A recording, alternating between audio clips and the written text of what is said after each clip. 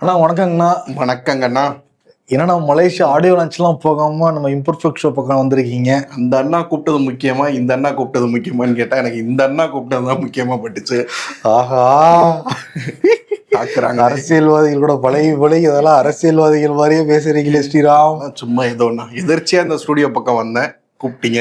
Okay, இன்னைக்கு வந்து audio லான்ச்சுக்கு அஜித்லாம் வருவாங்கன்னு சில பேர் எதிர்பார்த்துக்கிட்டு இருக்காங்களாம். எதிர்பாருங்க, அவர் படம் ஆடியோ லான்ச்சுக்கே போக மாட்டாரு. இதுல பக்கத்து படம் ஆடியோ லான்ச்சுக்கு வராரா? ஆமா, இன்னைக்கு வந்து டிவி கிணறுலாம் 2 நாள் லீவ் விட்டுருக்காங்க கட்சிக்கு. அந்த கலர் ட்ரெஸ்ல எல்லாம் வந்தாரு புசியானது, அதெல்லாம் அப்பவே தெரிஞ்சிருச்சு கட்சி வந்து ஆஃப்ல இருக்காங்க. இப்ப ஆமா, ஞாயிற்றுக்கிழமை திருப்பி வந்து 2 நாள் லீவ் விட்டு ஜாயின் பண்ணிப்பாங்க. ஓகே, இன்னைக்கு நிறைய செய்திகள் இருக்கு, வாங்க ஷோக்குள்ள போவோம். Welcome to the imperfect show. நான் உங்க நண்பன் சிபி சக்கரவர்த்தி. நான் ஸ்ரீராம். வணக்கம். உங்கள் அபிமான தங்கமயிலில் 34ஆம் ஆண்டு விழா கொண்டாட்டம். சிறப்பு சலுகையாக நீங்கள் வாங்கும் தங்க நகை சேதாரத்தில் 50% வரை தள்ளுபடி. ஓகே, ஷோக்குள்ள போயிடலாம். திமுக 2011 இருந்து 2021 வரைக்கும் ஏன் தெரியுமா அவங்களால ஆட்சிக்கு வர முடியல? இந்த ஒரு வீடியோ மட்டும் பாருங்க. போர்ல இருந்து வரேன். வண்டி வராத்துல இல்ல, லைட்டா எட்ஜ்ல நிக்குது. இவர் முன்னாடி எல்லாம் நிக்கல. சரி, இன்னும் வராத்துல வண்டி வராசவே இல்ல. எதுவுமே பேசல. எடுத்தோடனே பேசவே சொல்றேன். எங்க அம்மா மேல சத்தியமா சொல்றேன். எங்க அம்மா மேல சத்தியமா சொல்றேன். எடுத்தோடனே அந்த வார்த்தை பேசுறேன். எவ்வளவு கோவம் வரும்.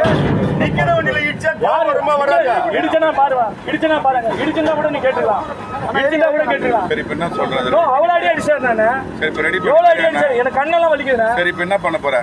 100 கால் பண்ணிருக்கேன், வராங்கண்ணே. அவ்வளவு அடி அடிச்சுட்டாரு நானு. ரோட்ல எதுக்கு அடிக்கிறேன்? ரோட்ல எத்தனை பேர் அடிக்கிறேன்? டேய், சொல்றது என்னவா? அதை பாரு அண்ணம்மா. நீ காசு குடுறா ரெடி பண்றதுக்கு. போட அப்படியே நிக்கட்டும்டா.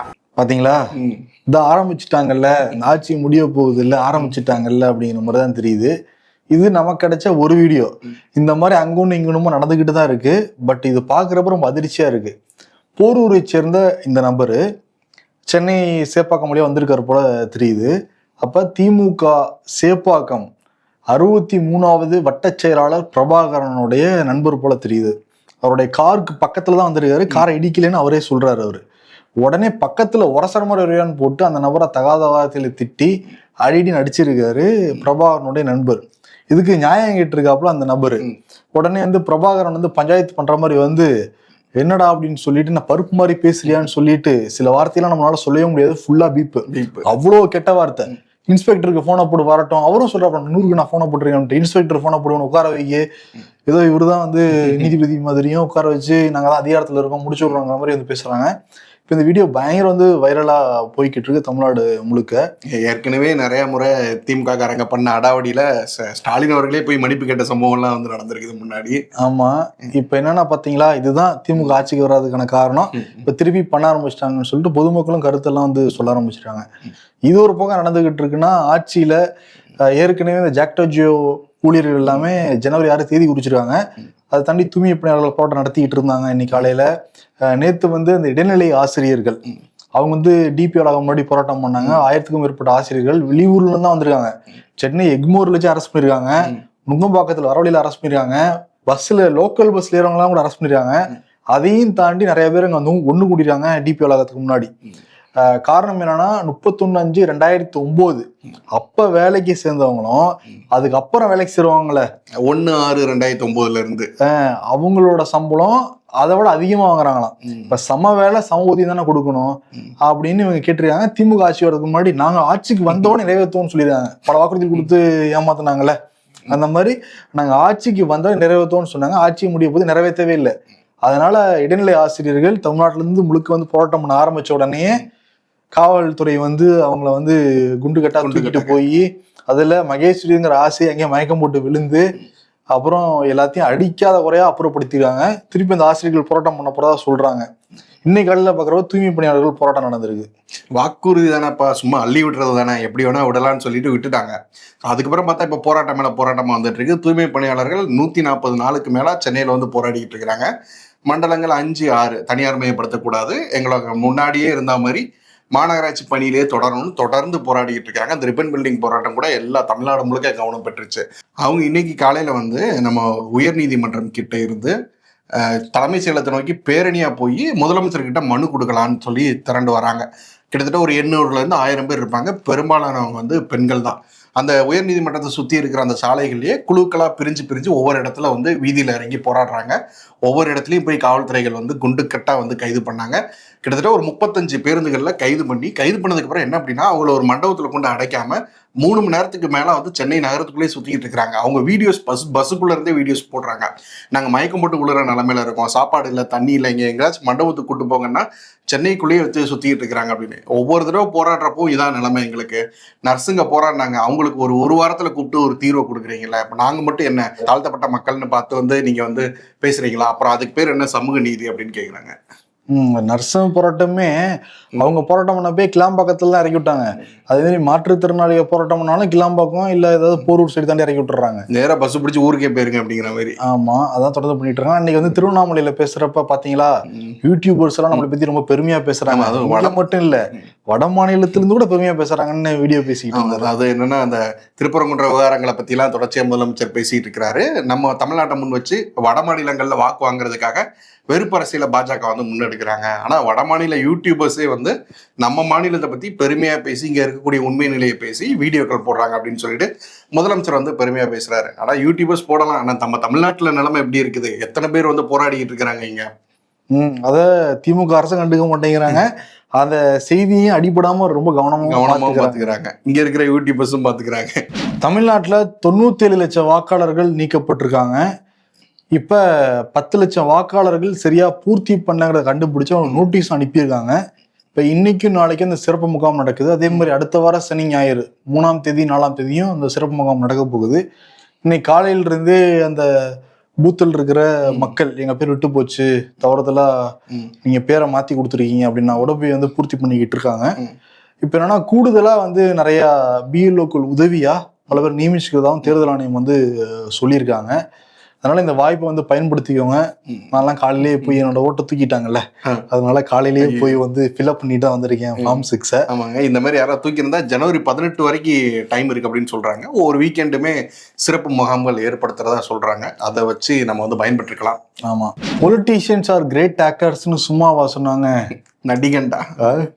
ஜனநாயகன் ஆடியோ லான்ச்ல ஜனநாயக படத்துல விஜய் எப்படி நடிச்சிருக்காருன்னு தெரியல. ஆனா இன்னைக்கு செங்கோட்டையன் பேசுனதை பார்த்துட்டு செங்கோட்டையனுக்கு எதிராக இருக்கிறவங்க அதிமுகவினர் அப்புறம் டிஎம்கே எல்லாமே இவர் செம்மையா ஆக்ட் பண்றாருங்க, விஜயோட சூப்பரா ஆக்ட் பண்றாருங்கன்னு கிண்டல் பண்றாங்க. இவ்வளவு நாள் எங்கெங்க வச்சுட்டு இருந்தீங்க இதெல்லாம்?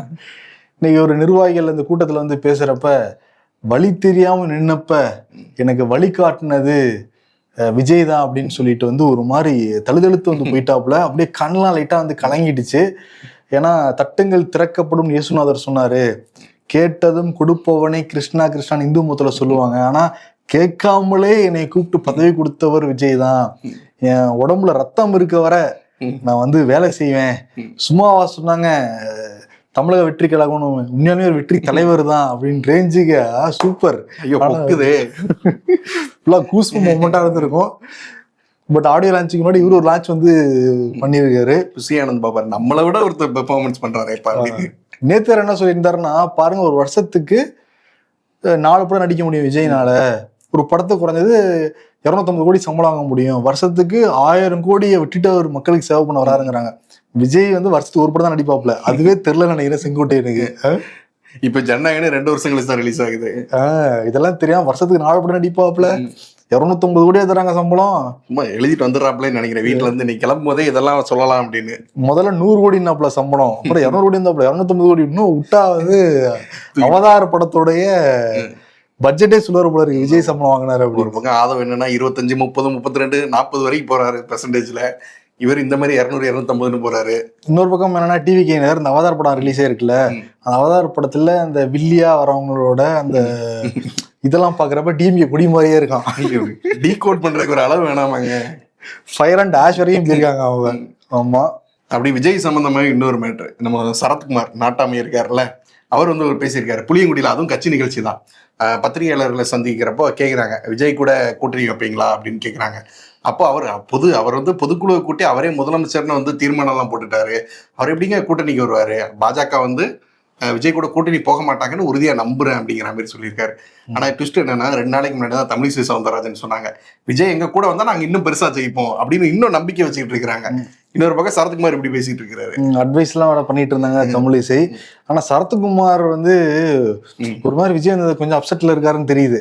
நான் வந்து ஜெயிக்க முடியல, விஜய் வந்து எப்படி ஜெயிப்பாப்ல. இன்னொரு பாயிண்ட் வேற போட்டாப்ல, 96ல நான் மாநாடு போட்டப்போ எனக்கும் இதை விட பயங்கர கூட்டம் எல்லாம் கூடுச்சு, அப்ப போன் எல்லாம் இல்ல, அவ்வளவுதான், இருந்திருந்தா தெரிஞ்சிருக்கும் உங்களுக்கு அப்படிங்கிறாரு. என்னோட மாஸ் என்ன, சின்ராஸோட மாஸ் என்னன்னு தெரிஞ்சிருக்கும். அப்புறம் எதுக்கு சார் நைட் 2 மணிக்கு கட்சியை கழிச்சிட்டு போய் சேர்ந்தீங்க? அது மாமியார் சொன்னதுனால, கனவுல வந்ததுனால. இப்ப என்னன்னா அந்த கரூர் சம்பவம், கரூர் அந்த கூட்ட நெரிசல 41 பேர் இறந்து போனாங்க. சிபிஐ மீண்டும் வந்து சம்மன் அனுப்பியிருக்காங்க. பொதுச் செயலாளர் புசி ஆனந்த், ஆதவ் அர்ஜுனா, நிருமல், மத்தியழகனுக்கு எல்லாருமே சீக்கிரம் அதுக்கும் ஆஜராய் விளக்கம் சொல்லுவாங்க. டெல்லி போறாங்களா? ஏற்கனவே ஆஜராய் விளக்கம் சொல்லியிருந்தாங்க. நீங்க எப்பனாலும் திருப்பி கூப்பிடுங்க, நாங்க வரோம்லாம் சொல்லியிருந்தாங்க. இப்ப திருப்பி விசாரணைக்கு அழைச்சிருக்காங்க. மேபி தேர்தல் நெருக்கத்துல அதுக்கு முன்னாடி கூட அந்த அறிக்கை வெளியாகலாம், யார் மேல தப்பு அப்படிங்கிறது. ஏன்னா பொதுமக்களுக்கு அந்த சந்தேகம் இருக்கு, டிவிகே மேல தப்பு இருக்கா இல்ல டிஎம்கே தான் அதை சரியா கையாளல அப்படின்ட்டு. பட் சிபிஐ விசாரணை உண்மை வரும்னு எல்லாருமே நம்புறாங்க. பார்க்கலாம் என்ன வரப்போகுது அப்படின்னு. ஒருத்தருக்கு எந்த பக்கம் நிக்கிறோம், எந்த கூட்டணியில இருக்கிறோன்னே தெரியல. ஆனா அதுக்குள்ள தொகுதியை உறுதிப்படுத்தி பேசுறாப்புல டிடி வித்நகர் அண்ணா. எந்த கூட்டணிக்கு போனாலும் சரி, ஆண்டிப்பட்டி தொகுதி வந்து அமமுகவுக்கு தான் அப்படிங்கிறாரு. அதை மட்டும் விட்டு கொடுக்கவே மாட்டோம். ஆண்டிப்பட்டி தொகுதி தரலைன்னா கூட்டணியே வேணாம், தனிச்சு போயிடுறோம் அப்படிங்கிறாரு. அவரோட கொள்கை அது மட்டும்தான். ஆண்டிப்பட்டியில சீட்டு கொடுங்க, ஆண்டிப்பட்டியில் நிற்போம், ஆட்சி அமைப்போம், அது மட்டும். ஏன்னா ஏற்கனவே நம்ம பார்த்தோம், எம்ஜிஆர் நினைவு தினத்தன்னைக்கு ஆண்டிப்பட்டியில தான் நின்று பேசிக்கிட்டு இருந்தாரு. எம்ஜிஆர் படுத்தே இந்த தொகுதியில ஜெயிச்சாரு அப்படின்ட்டு. அப்பவே ஆண்டிப்பட்டி தான் புரிய வைக்கிறான்னு நம்ம சொன்னோம். இன்னைக்கு அவரோட வாயிலே வந்திருக்கு, ஆண்டிப்பட்டி தான் நான் நிக்க போறேன் அப்படின்னு. அவர் முழுக்க முழுக்க விஜய் ட்ராக் தான் எடுக்கிறாரு, டிவிக்கு ட்ராக் தான் எடுக்கிறாரு. அதான் தைப்பிறந்தாலும் வழிபிறக்கும்னு சொல்லிட்டு இந்த பொங்கல் 2வது வாரம் 3வது வாரத்துல சொல்லிடுவாரு டிடி வித்நகரன், நான் டிவிக்கே கூட தான் போறேன் அப்படின்னு. சரி, இன்னொன்று என்னன்னா, பாமக திங்கக்கிழமை சொல்றேன்ட்டு இருக்காரு எந்த கூட்டணிங்கிறத ராமதாஸ். அதுக்கு முன்னாடி இன்னைக்கு அன்புமணி ராமதாஸ் மதுரையில பிரஸ் மீட் வந்து கொடுக்குறப்ப, நாங்க சீக்கிரமா ஒரு வெற்றி கூட்டணி, மெகா கூட்டணி, ஒரு மாசான கூட்டணி அமைக்க போறோம், பேச்சுவார்த்தைலாம் வந்து போய்கிட்டு இருக்கு அப்படின்னு சஸ்பென்ஸ் வைக்கிறாரு. ஓகே, எந்த கூட்டணியில பேசுவார்னு பார்த்தா, ஆனா ஒண்ணு மட்டும் நான் சொல்றேன், திமுக படுதோல்வி அடையும் அப்படின்ட்டு இருக்காரு. அப்போ ஒண்ணு என்டிஏ இல்ல விஜய், என்டிஏ தான். விஜய்க்கு அவருக்கு என்ன சம்பந்தம் வேண்டி கிடக்கு, மண்டமலத்தை கொண்டே மறந்துட்டேங்கிற மாதிரி அவர் ஃபுல்லா என்டிஏ ட்ராக் தான் எடுத்துட்டு போய்கிட்டு இருக்காரு அன்புமணி ராமதாஸ். ஐயா ஒரு குண்டு போடுவாரு இப்போ வந்து. திங்கிழமை அந்த குண்டு என்னன்னு தெரிய வரும். இன்னொரு பக்கம் ஜிகே மணி வரை கட்சியிலும் தூக்கி இருந்தாங்களா, அதுக்கு என்ன சொல்றாரு அப்படின்னா, பாருங்க ஐயா ஏற்கனவே சொல்றாரு, கட்சி பேரை பயன்படுத்தாதீங்க, கட்சி கொடியை பயன்படுத்தாதீங்க, சின்னதை பயன்படுத்தாதீங்கன்ட்டு. ஆனா திரும்ப திரும்ப சிலர் பயன்படுத்திட்டு இருக்காங்க. ஐயா கூட இருக்கவங்களோட தூக்குறாங்க, அவரே சொல்லிடுறாரு அவரு. இதெல்லாம் வந்து பெரிய தவறு, அவமானப்படுத்துறது ஐயாவா பார்த்துவோன்னு மிரட்டுறாப்புல அவரு. அவர் மைண்ட் செட் என்னைய மட்டும் தான் ஈஸியா புண்படுத்திட்டே இருக்கீங்க அப்படின்னு. ராஜஸ்தான்ல இந்த கிராம தலைவர்கள் போட்ட ஒரு தீர்மானம் இந்தியா முழுக்க பேச வச்சிருக்கு. அப்படி என்ன தீர்மானம் போட்டாங்க அப்படின்னா, அந்த ஜலோரா மாவட்டத்துல சௌத்ரி அந்த கிராம தலைவர்கள் 15 கிராம தலைவர்கள்லாம் ஒண்ணு கூடி வந்து பேசிடுறாங்க. பேசி வந்து பெண்கள், முக்கியமா கல்யாண பெண்கள் வீட்டு வேலையே பார்க்க மாட்டேங்கிறாங்க, அப்புறம் எப்ப பார்த்தாலும் போனே நோண்டிக்கிட்டு இருக்காங்க, அதனால கண்ணுக்கு வந்து பாதிப்பு ஏற்படுது. அதனால நம்ம என்ன பண்ணனா, திருமணமான பெண்கள், மருமகள்கள் எல்லாரும் ஸ்மார்ட் போன் பயன்படுத்த தடை அப்படின்னு போட்டிருக்காங்க. அது என்னைக்கு அப்படின்னா, ஜனவரி 26 இருந்து அமலுக்கு வருதான் அந்த அந்த ஸ்கீம் வந்து 15 கிராமத்துக்கும். அது என்ன வேலை வெட்டி இல்லாம ஏதாவது பஞ்சாயத்து தலைவர்கள் இருந்தா இப்படி ஏதாச்சும் புதுசா எடுத்து உருட்டுவாங்க போல. அதுவும் பாத்தீங்களா, ஏன் ஆண்கள் மொபைல் பார்த்துட்டு இருந்தா அவங்களுக்கு கண்ணு வந்து போகாதா? ஒரு அடக்குமுறை தான். பெண்கள்லாம் நீங்க சமையல் செய்யணும், அது யார்ட்டையும் நீங்க பேசக்கூடாது, அது இன்டைரக்டா வராங்களாம் அவங்க. அதுக்கு அப்படி மருத்துவத்தை எல்லாம் கையில எடுத்து கண்ணு காதுன்னு ஏதாச்சும் பேசிக்கிட்டு, இது வந்து ஒரு பெரிய இதா மாதிரி இருக்கு. சில பேர் ஆதரவும் சொல்றாங்க. அதான் இதா இருக்கு, அதான் பயமா இருக்கு. பழமைவாதமா பேசுறது கொஞ்சம் ஷாக்கிங்கா இருக்கு. இந்த இலவு காத்த கிளிமாங்கல்ல, அந்த நிலைமை ஆகி போச்சு காங்கிரஸுக்கு மகாராஷ்டிரால. ஏன்னா மகாராஷ்டிரால சீக்கிரமே உள்ளாட்சி தேர்தல் வந்து வரப்போகுது, அதுக்கான கூட்டணி பேச்சுவார்த்தைகள் வந்து போயிட்டு இருக்குது. இப்போ என்னன்னா, மும்பையில காங்கிரஸ் வந்து நம்ம வந்து சிவசேனா கூட, உத்தவ் தாக்கரேயோட சிவசேனா கூட கூட்டணி வைக்கலாம்னு நினைக்கிறாங்க. ஆனா என்ன பிரச்சனை அப்படின்னா, சிவசேனா வந்து உத்தவ் தாக்கரே வந்து ராஜ் தாக்கரே கூட வந்து சேர்ந்துட்டாரு. ரொம்ப வருஷமா வந்து ஒரு குடும்ப பகையா போயிட்டு இருந்துச்சு. இப்போ வந்து 2 பேரும் சேர்ந்து நிற்கிறாங்க. அவங்க சேர்ந்து நின்று மும்பையில வந்து அந்த உள்ளாட்சி தேர்தலை வந்து எதிர்கொள்ள போறாங்க. ராஜ் தாக்கரே இருக்கிற கூட்டணிக்குள்ள நாம போனா நமக்கு பிரச்சனையாகும். ஏன்னா அவங்கெல்லாம் முழுமையா வந்து மகாராஷ்டிரகளை பேசி வந்த கட்சி அப்படிங்கிறதுனால மற்ற மக்களோட செல்வாக்கு வந்து நமக்கு இல்லாம போயிரும்னு காங்கிரஸ் வந்து தயங்குறாங்க. இதனால அந்த கூட்டணிக்குள்ள போக முடியல. சரி, இன்னொரு பக்கம் பார்க்கலாம், நம்ம தேசியவாத காங்கிரஸ் அவங்க கூட கூட்டணி போகலாம் அப்படின்னா, அவங்க வந்து அவங்க கூட இருந்து உடஞ்சு போன அஜித் பவார் இருந்தார்ல, அஜித் பவார் தனியா ஒரு தேசியவாத காங்கிரஸ் இருந்தால அவங்க கூட திரும்ப வந்து சேர்ந்துட்டாங்க. 2 குடும்பங்களும் சேர்ந்ததுல காங்கிரஸ் வந்து வெளியே தள்ளி வச்சுட்டாங்க. 2 பக்கமே வழி இல்லாம இப்ப வந்து திண்டாடிட்டு நிக்கிறாங்க. அங்க மட்டுமா திண்டாடுறாங்க, ஆல் ஓவர் இந்தியா திண்டாடிட்டு தான் இருக்காங்க. ஏன்னா காங்கிரஸுடைய நிலைமை அப்படி மாறிட்டு தான் இருக்கு. பாருங்க, ஒரு உள்ளாட்சி தேர்தலோட கூட்டணி வைக்க முடியாத நிலைமையில இருக்கு காங்கிரஸ். அங்கிட்டா இங்கிட்டான்னு தெரியாம எத்தனை வருஷம் என்ன சுத்துறதுன்னு தெரியல. அது அவ்வளவுதான்ன்ற மாதிரி தான் போய்கிட்டு இருக்காங்க. சரி, இன்னொரு பக்கம் அமெரிக்கால H1B விசா, அது வந்து ட்ரம்ப் வந்து செக்லாம் வச்சிருக்காரு. சோசியல் மீடியா பேஜஸ்லாம் செக் பண்ணிட்டு தான் நான் கொடுப்போம்னால டிசம்பர் 15 அப்பாயின்மெண்ட் ஃபிக்ஸ் பண்ணுவாங்க எல்லாருக்குமே இப்போ தேதியெல்லாம் தள்ளி போயிருக்கு. மே மாசம் வரைக்கும் தள்ளி போயிருக்குன்னு வந்து சொல்றாங்க. இது இந்தியாவிலையும் சரி அமெரிக்காவிலையும் சரி ஒரு சர்ச்சையா மாறி இருக்கு. காரணம் H1B விசா வாங்குறதுல 60% மேல இந்தியர்கள் தான் அதை வந்து வாங்குறாங்க. இந்தியாவுக்கு செக் வைக்கணும் தான் ட்ரம்ப் முடிவு பண்ணியிருக்காருங்கிற குற்றச்சாட்டுமே இருக்கு. வெளியுறவுத்துறை செயலாளர் ரந்தீர் ஜெய்ஸ்வால் அவர் என்ன சொல்லியிருக்காருன்னா, பேச்சுவார்த்தை எல்லாம் போய்கிட்டு இருக்கு, சீக்கிரமா ஒரு சுமூக முடிவு வந்து எட்டப்படும், கவலைப்படாதீங்க அப்படின்லாம் வந்து ஆறுதல் படுத்தியிருக்காரு. ஏன்னா தொடர் பிரச்சனையா இருக்கு இந்த விசா பத்தின விஷயங்கள். ஏன்னா அவங்க மே மாசம் ஏப்ரல்ல போனா மட்டும் தான் ஸ்கூல்ல சேர்த்துறதுல கொஞ்சம் ஈஸியா இருக்கும், மாணவர்களும் ஃபர்ஸ்ட்ல இருந்து வந்து படிக்க முடியும். அதனால கவர்மெண்ட்டையும் சில பேர் ரெக்வஸ்ட் பண்றாங்க. நம்ம கவர்மெண்ட் அமெரிக்காட்ட வந்து ரெக்வஸ்ட் பண்ணிட்டு இருக்காங்க, குருநாதா கொஞ்சம் பார்த்து பண்ணு குருநாதா அப்படின்னு. ஏற்கனவே இந்த டாரிஃப் வார்லையும் தான் பேச்சுவார்த்தை இறுதி கட்டத்தை நெருங்கியிருக்கு அப்படின்லாம் சொல்றாங்க. பார்க்கலாம். இந்த போரை மட்டும் முடிச்சு வைக்காதீங்க, கொஞ்சம் இந்த விசா கொடுக்கறதையும் கொஞ்சம் பண்ணி கொடுங்க அப்படின்னு சொல்லிட்டு ட்ரம்ப் கிட்ட கேட்டுக்கலாம். அவர் என்ன சொல்லுவாப்புல, இந்த பீஸுக்கு முன்னாடி ரெக்கமெண்ட் பண்ணீங்கன்னா அதை அடுத்த வருஷம் பாத்துக்கலாங்க, இப்ப நடக்கிறத பாருங்க. அமெரிக்கா பத்தி பேசுறப்ப 2001 2008 வரைக்கும் அதிபராக இருந்தவர் ஜார்ஜ் W. புஷ். அவரு கூட புத்தின் அந்த காலத்துல ரகசிய பேச்சுவார்த்தை நடத்தின சில விஷயங்கள் வந்து இப்ப கசிஞ்சிருக்கு. பாகிஸ்தான் வந்து ஒரு ஜனநாயக நாடு கிடையாது, இராணுவம் பலம் பொருந்திய ஒரு ஆட்சி தாங்க இருக்கு, அந்த நாட்டுக்கிட்ட அணு ஆயுதம் இருக்கிறது ஏற்புடையது இல்லை, இது மேற்கத்திய நாடுகள்லாம் கவனத்துல வந்து வச்சுக்கணும்னு சொல்லியிருக்காரு. ஒரு கரெக்டான பாயிண்ட் ஆஃப் வியூ தான் அது. அப்பவே அலர்ட் பண்ணியிருக்கிறாரு. ஆமா, இப்ப வந்து இதெல்லாம் வெளியாகி சர்ச்சை வந்து கிளப்பி இருக்கு. அணு ஆயுதம்னாலே அது ஒரு அழிப்பு சக்தி தான். இன்னொருத்தர் என்னன்னா இப்ப புதுசா ஒண்ணு கிளப்பி விட்டுருக்காரு. ஏன்னா நம்ம சின்ன வயசுலயே கேள்விப்பட்டிருப்போம், அந்த வருஷம் முடியிறப்ப உலகம் அழிய போகுது, இதான் கடைசி நாள் அப்படின்னு சொல்லிட்டு. அதே மாதிரி ஒரு கதையை வந்து கானா நாட்டை சேர்ந்த எபோனோவான்னு சொல்லிட்டு ஒரு ஆன்மீக பேச்சாளர் ஒருத்தர் அவர் கிளப்பி விட்டாரு. இந்த கிறிஸ்துமஸோட உலகமே அழியுது, அவ்வளவுதான், காலியாக போறோம், நான் வந்து இந்த உலகம் அழியிறப்போ இங்க இருந்து தப்பிச்சு போறதுக்கு வந்து ஸ்பெஷலா வந்து ஒரு போட் வந்து கடவுளோட ஆசையால வந்து தயார் பண்ணிட்டு இருக்கிறேன், நீங்களாம் வந்து நிதி கொடுத்துட்டு என் கூட வந்து சேர்ந்தீங்கன்னா நம்ம வந்து உலகம் அழியிறப்ப நம்ம மட்டும் தப்பிச்சு போயிடலாம் அப்படிங்கிற மாதிரி பேசியிருக்கிறாரு. இந்த பேச்சு அந்த ஆப்பிரிக்க நாடுகள்ல பாத்தீங்கன்னா பெரிய அதிர்வலைகளை ஏற்படுத்தியிருக்கு. நிறைய பேர் வந்து தங்களோட நிலத்தை வீட்டை எல்லாம் வித்துட்டு வந்து இவருக்கு அந்த போட்டை தயாரிக்கிறதுக்காக வந்து அமௌண்ட் கொடுத்துருக்காங்க. எப்படின்னா இப்ப கிறிஸ்துமஸ் நெருங்க மக்களும் வந்து இவரை நோக்கி வர ஆரம்பிச்சிட்டாங்க. உலகம் அழியுமான்னு பார்த்தா அழியல. இப்ப என்னடான்னா என்ன சொல்லியிருக்காருன்னா, நான் கடவுள்கிட்ட வேண்டி கேட்டுக்கிட்டதுனால வந்து கடவுள் வந்து உலக அழியறத வந்து இப்போதைக்கு ஸ்டாப் பண்ணி வச்சிட்டாரு, அதனால நீங்களாம் சந்தோஷமா வீட்டுக்கு திரும்பி போங்க அப்படின்னு சொல்லி திரும்ப வந்து அனுப்பிச்சு விட்டுட்டாரு. ஸோ இதுதான் வந்து நடந்திருக்கு. உலக அளவில் இது பெரிய வந்து என்ன இப்படிலாம் பண்றீங்க அப்படிங்கிற மாதிரி சர்ச்சையை வந்து கிளப்பி இருக்குது. சில ஆன்மீக தலைவர்னாலே இந்த மாதிரி மோசடி பேர்வழிகள் தானே புதுசா வேற கண்டுபிடிக்கிறாங்க.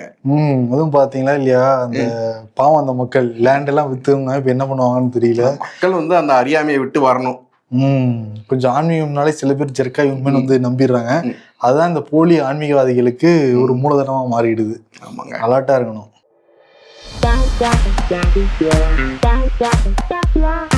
தங்க விலை தான் நாளுக்கு நாள் ஏறி 1 லட்சம் வந்துடுச்சுன்னு பார்த்தா இந்த முட்டை விலையும் ஒரு பக்கம் ஏறிட்டே போகுது. குஷ்டமப்பா, யாரு சாமி இவன்? என் கடைக்கு வரும் வாடிக்கையாளர்கள் தான் எனக்கு தெய்வம், தெய்வத்திற்கே கடன் கொடுக்கும் தகுதி எனக்கு இல்லை. சூப்பர்.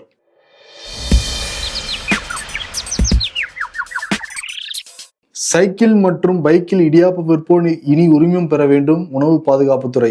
அப்படியே 2 கிலோமீட்டருக்கு மேல ஸ்பீடு போக முடியாதபடி வண்டியில வேகத்தடை கருவி பொருத்தணும்னு உத்தரவு போடுங்கய்யா. இடியாப்பமே வாங்க முடியல.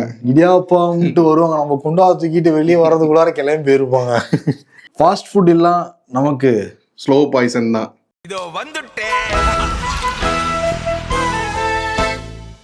இன்னைக்கு விருது யார் கொடுக்கலாம்? ஃபர்ஸ்ட்ல ஒருத்தர் ஸ்டார்ட் பண்ணோமே, வடக்கு யூடியூபர்ஸ்லாம் பாராட்டி புகழ்ந்து பேசிட்டு இருக்காங்களே. ஓகே, உங்க ஆசையை பாராட்டி ஸ்டாலினுக்கு வந்து விருது கொடுத்துடலாம். நீங்க மலேசியா போக வேண்டிய நம்ம ஷோக்கெல்லாம் வந்துருக்கீங்கல்ல, அதனால ஸ்டாலினுக்கு உங்கள் ஆசையின் காரணமாக விருது. நீங்க கோத்து விடுறீங்களா? இப்ப நான் என்ன பண்றதுங்கிற விருதை கொடுத்துடலாம் அவருக்கு. ஒரு பக்கம் யூடியூபர்ஸ் புகழ்றாங்க, உள்ளூருக்குள்ள பார்த்தா போராட்டத்து மேல போராட்டமா வெடிச்சுக்கிட்டு இருக்குது. ஆமா, அவ்வளவு போட்டா நடந்துகிட்டே இருக்குன்னு. ஒரு பக்கம் திமுககாரங்க வேற அந்த வாய் வந்து எப்படி கண்டபடி திட்டுறாங்க, வா போலீஸ் கூப்பிடுறாங்க, தூ இல்ல வைக்கிறாங்க மாதிரி அவர்கிட்ட சட்டா இருக்க மாதிரி வந்து பேசிக்கிட்டு இருக்காரு. இப்போ என்ன பண்றதுன்னு தெரியாத மூட்ல தான் அவர் இருக்காரு. மத்தளத்துக்கு அடிதான் எப்பவும். ஆமா, அந்த விருது வந்து கொடுத்துட்டு விடைபெறலாம். நன்றி. நன்றி. தமிழக மக்களின் பேராதரவை பெற்ற தங்கமயில் 34ஆம் ஆண்டு விழாவை கொண்டாடுகிறது. சிறப்பு விழா சலுகையாக செயின், வளையல், மாலை, நெக்லஸ் நகைகளின் சேதாரத்தில் 50% வரை தள்ளுபடி. தங்கம் வாங்க தங்கமயிலுக்கு வாங்க.